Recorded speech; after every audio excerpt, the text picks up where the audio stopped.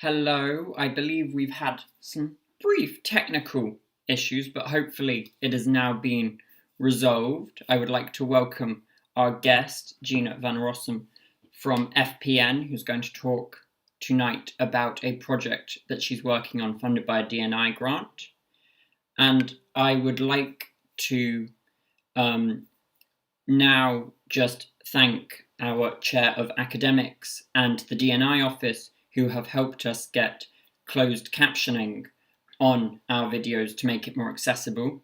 If there are ideas that our viewers have to make other aspects of this podcast more accessible, please feel free to reach out to us at the Pride at maastrichtuniversity.nl email, and we will do our best to do that. However, I would now like to welcome Gina van Rossum to introduce herself and her project. Thank you very much and enjoy. Yeah, thanks so much for having me. So I'm indeed part of the FPN staff, educational staff to be more specific. And I really, Alastair said it already. I am here to talk about a DNI grant proposal that I got in 2020. And it is all about diversifying our course materials. So that's really exciting. We started this project basically because we heard some voice from the community that maybe our course materials within the were not as diverse as they could be. So me and three of my other team members thought we'd have to do something about this. And that's basically how the project started. That's really interesting to hear, and it's so good to hear that some more practical things around the teaching are being done on diversity, because obviously we hear a lot about the research being done, but this is a different aspect of the primary process. Maybe now you've introduced briefly what the topic is about, you could really explain how you went about doing this and why you went about doing this. Yeah, so I think the why is basically because it's very close to my heart that everybody should feel welcome and invited into this community. And hearing sounds like I cannot identify myself with the people that I see within the course materials.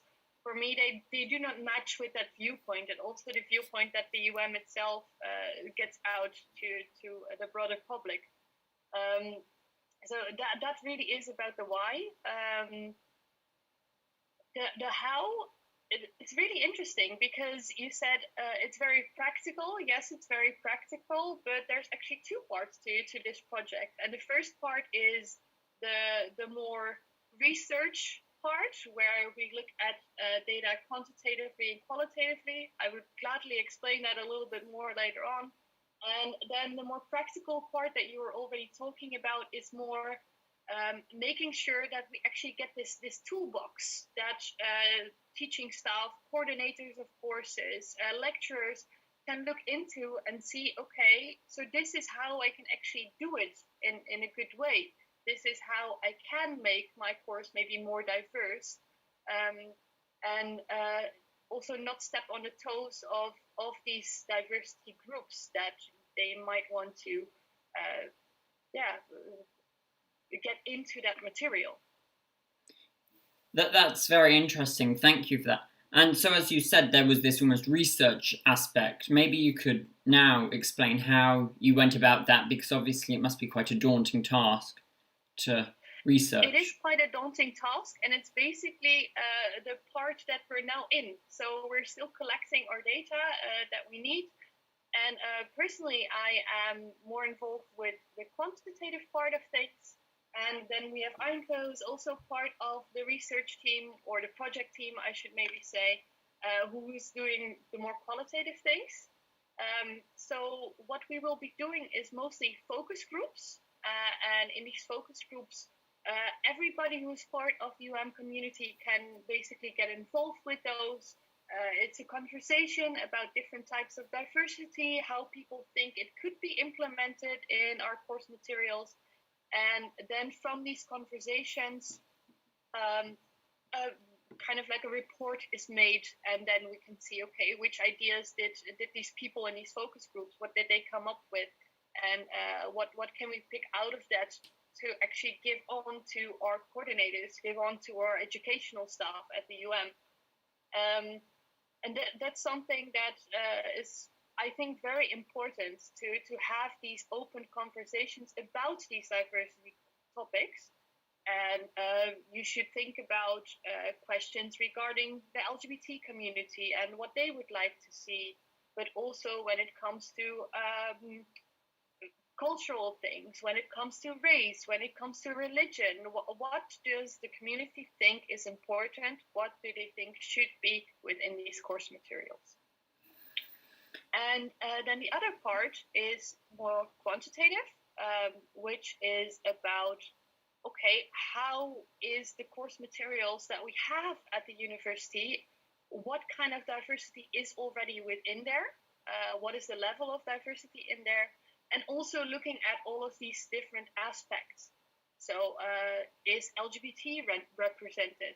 And if so, in what way? Is it stereotypical, or maybe is it breaking some of these more stereotypical boundaries? When we look at the pictures, for instance, that we see, do we also see women in power positions? Or do we see the man who is in the power position? Do we see all white people within this picture? Or is there maybe also some ethnicity going on, some changes in ethnicity going on within the picture?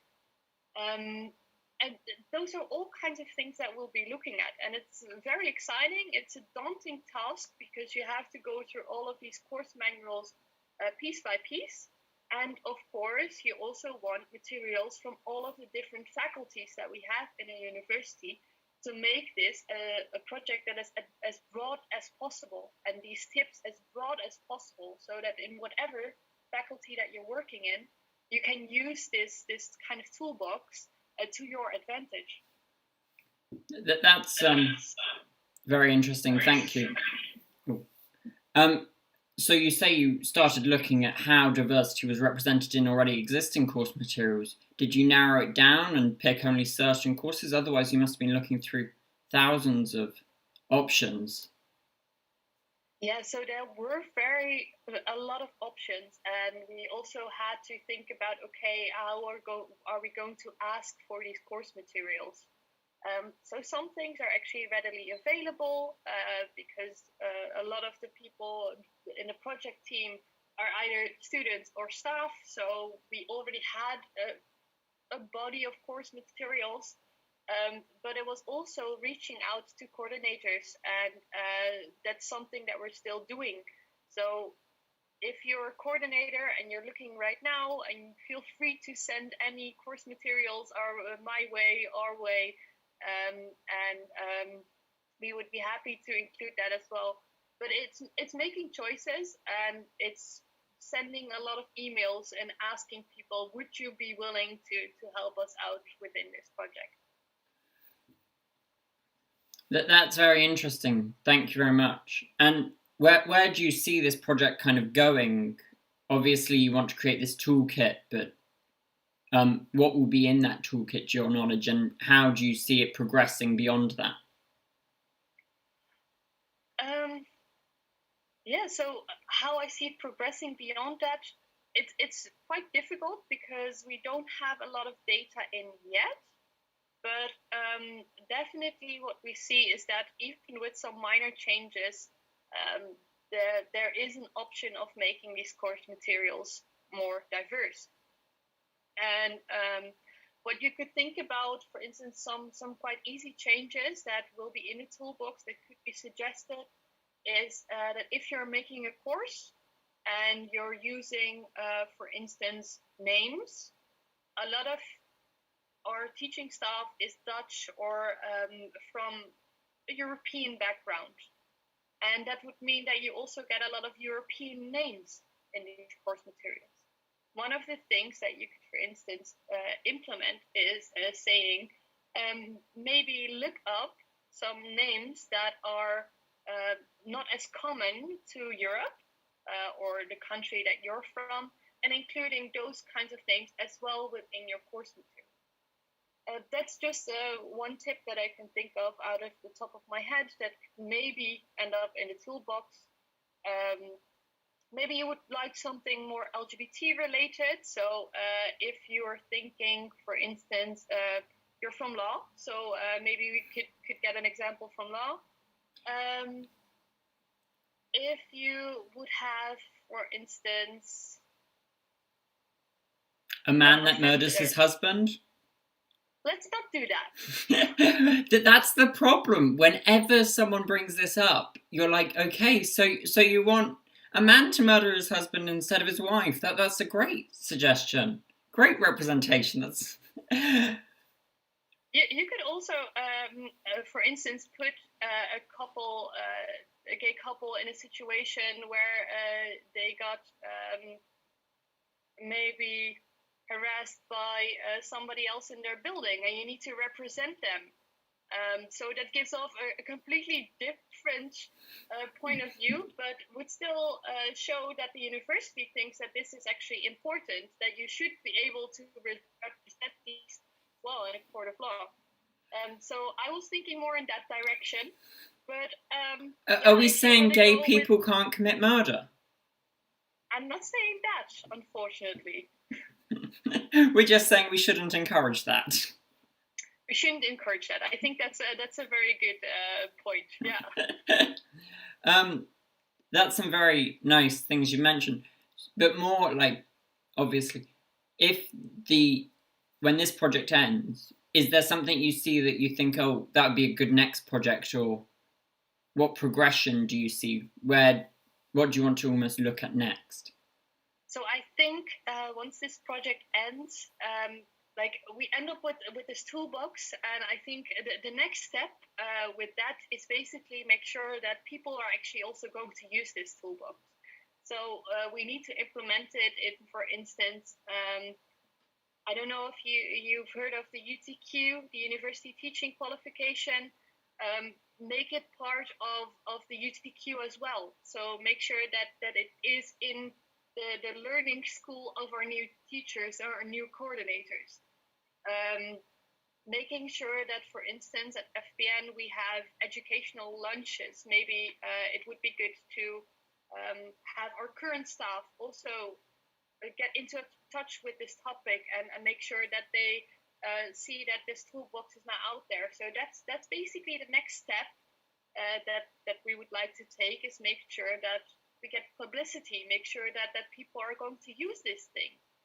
Because if they don't even know it's there, not a lot is going to change. And that's what we want in the end. If you would then think about a next step, as a researcher, I think we can all appreciate to see if changes actually happen. So if we look at the quantitative research that is going on right now, I think it would be great that after a year, maybe after 2 years of making sure that this toolbox is known, making sure that this toolbox is being used, it would be a great step to look again at the course materials that we have overall in the university and see if we can actually see a change, see if we can if we have more diversity within this course materials. I have to say, for me, it's very difficult to think beyond that at this point, because it's so much that we still need to do, that it is also difficult to think about the next part. But I'm quite certain that diversity is always going to be at the forefront of my work within my teaching, and also within innovations that I would like to implement in my teaching. And I think on that also, the project in itself is very good and hopefully will provide a lot of tools for educators. But you then need educators to buy into that, to really adapt what they're doing. And while you, as you pointed out, you can do a lot of research into whether that's the case. But if it's not the case, then you can't really be thinking of what should the next project be if they haven't really grasped what you tried to do with this one. Yeah, and I think you make a very good point there, because if it indeed is not implemented, maybe the whole, well, I don't want to call it a problem per se, but the mismatch is on a different level. So we should then more maybe look into, okay, why is it not implemented, and how can we make sure that it is going to be implemented in the future? And I think that that's a very good point that you're making. Yeah. Now, sorry. I think that you've done a lovely job of explaining where and how we can find more diversity in our course material. Maybe you'd like to briefly at this point talk about what you think you've learned from the journey so far. Has it taught you new things about the state of our course material, or just conducting research generally? For me, this is actually the first project that I'm running with a team on this scale. So this is all very exciting, and it's great to be with the four of us and learn from each other, because we all have our areas that we're maybe a little bit more familiar with. So I'm learning quite a lot about qualitative research, which I haven't really done myself yet. Then from other team members, they are learning quite a lot about the way this more social, societal research is done, because we also have people from faculties that are maybe a little bit more science related. For instance, Chris Pauly is part of the team as well, and he's in the Master Science program, so he doesn't really have too much experience with this kind of psychological, more educational research, which is actually also great, because he then gives us the influence from this Master Science program, and how those course materials look, and how these people usually look at something like diversity. So that's great, and I'm learning a lot from that. Furthermore, what have I learned? The difficulty of getting people actually involved with diversity, because a lot of people say, okay, but I am not racist in my course material, or I don't really, I don't really talk about certain diversity groups in a bad way. But that's not the point. The point is that we actually need to show people that we support these different types of diversity, and not only not put them in the bad light, but also that there's a place for them in education and academia, as I think you definitely getting to. And I think now, as we approach the latter half of our, or latter part even, not even half, we're beyond that now, of our discussion, maybe you kind of spoke about some of the things that we may expect in this toolkit earlier on, but maybe you could expand on the kind of things, even though it's early stages, what you're kind of expecting and how you would advise teachers to improve diversity in courses. Yeah, I think it's very difficult to say it at this stage, but there's one thing that I'm very passionate about when it comes to diversity, which is basically that it might be quite difficult to put diversity within your course materials if you're not part of the diversity group itself. It's not easy to speak for a group that you're not a part of. So the tip that I usually give is, if you're uncertain, ask somebody belonging to a certain diversity group to maybe help you out, or to check if what you're doing is not putting this diversity group into a bad light. So I think if a course coordinator would say in their teaching that this gay couple has, or this man has murdered his husband, and you would put that in front of you and Pride and ask them, do you think this is a good way of representing the LGBT plus community? I would hope that we would say that it is maybe not the best way of representing this community. Well, I think it depends, in my opinion. If you have representation beyond this one instance, then it makes sense, maybe. If you've got 20 murders and 2 of them were committed by gay people, who knows? I don't know the rate of gay murdering. But as long as you have a positive representation as well, I think, is the important thing. Yes, very true. But the biggest point that I was trying to make is that if you're uncertain, if you're not sure if this is representing the diversity group in a good way, ask the people who belong to this diversity group. Yeah. And I think a very other point that I picked up of what you just said is I don't know what the representation is in real life.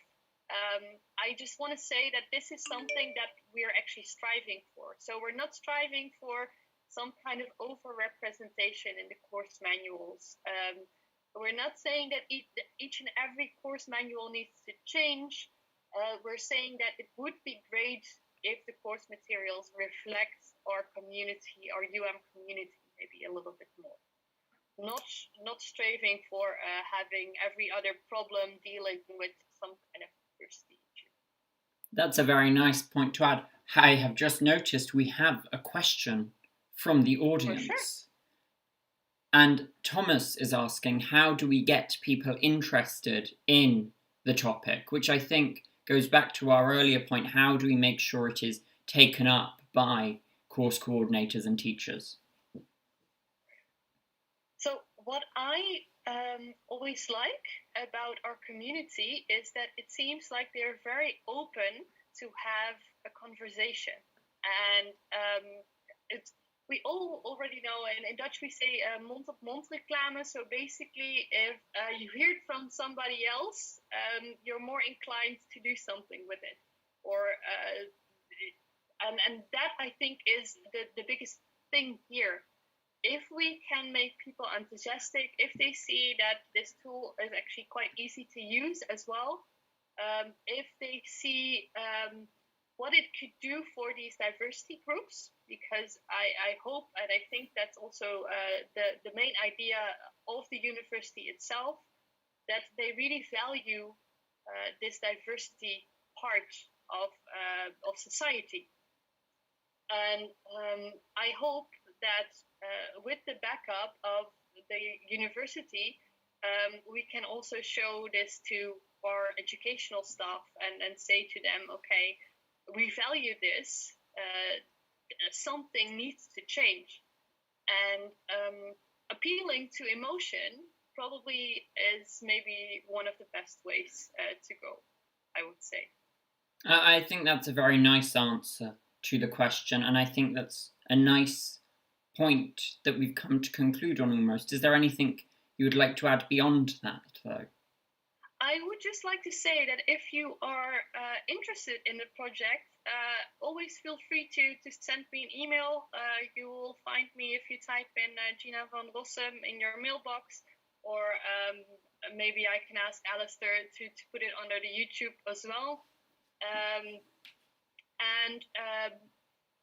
We're actually still running focus groups. So if you're interested in joining one of the focus groups, also feel free to contact us.